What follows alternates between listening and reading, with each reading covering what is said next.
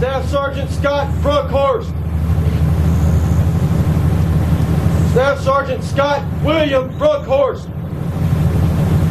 I think without a question, you know, the most difficult is sometimes the one that's the job that's filled with the most honor, and that is paying respects to our soldiers who have given the ultimate sacrifice.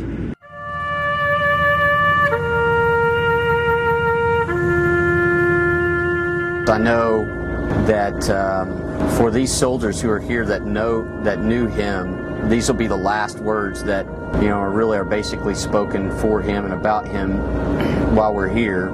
I always feel this great responsibility to say just exactly the right words. We grieve not only for our loss, but maybe even more so for the loss of this husband and father. Scott Brookhorst was an... I've always said ministry happens in the midst of chaos, and this is where we're needed. Well, I would say that we're always busy. We're always on the move. Some of our battalions may have as many as 6, 7, 8 combat outposts. It's done literally wherever your boots are on the ground. God, I thank you for these men and their commitment. I pray that you would keep your hand over them. And today particularly, we thank you for the resurrection. I pray this in your name. Amen. Let this place resound with joy, Right, gentlemen. echoing the mighty song of all God's people.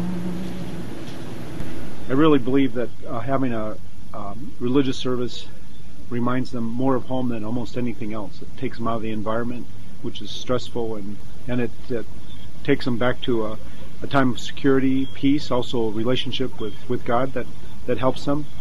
Everything about the service is a comfort, and it gives them strength, and also it's a very Father, healing who art thing. in heaven, hallowed be thy name. Thy kingdom come, and thy will be done on earth as it is in heaven.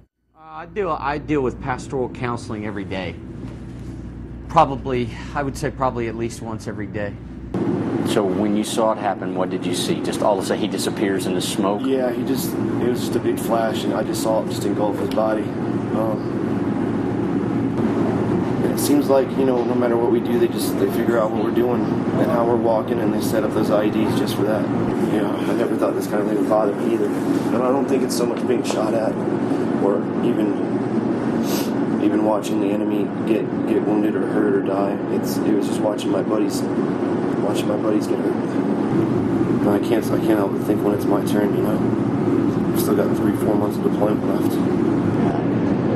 Saying that we have when you're in Ranger School, I'll quit tomorrow. Quit tomorrow? I'll quit tomorrow. You say it every day, which means I'm just gonna do a small goal. I'm just gonna do what I gotta do today. And that's all you need to do right now. Just do what you gotta do today for the next 10 minutes. There is something that's very